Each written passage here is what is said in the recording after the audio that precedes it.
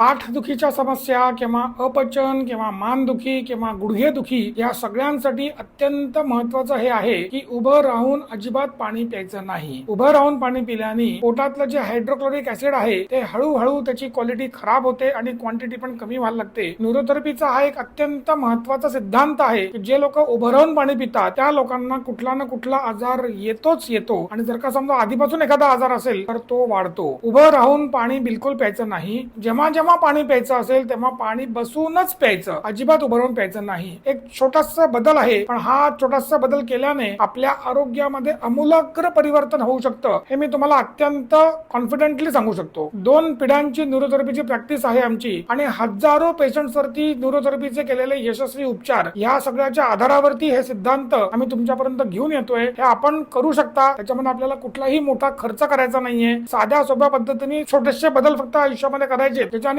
तुमच्या आरोग्यामध्ये घर बसल्या चांगला फरक पडू शकतो। अत्यंत महत्वाचा आहे हा नियम की उभं राहून पाणी प्यायचं नाही। हे करून बघा आणि साधारण 7 ते 8 दिवसामध्ये तुमच्या पचनामध्ये, दिवसभराच्या प्रोडक्टिव्हिटी मध्ये, एनर्जी लेवल मध्ये आणि ओव्हरऑल फ्रेशनेस मध्ये कसा फरक पडतोय हे आम्हाला कमेंट्स सेक्शन मध्ये नक्की कळवा।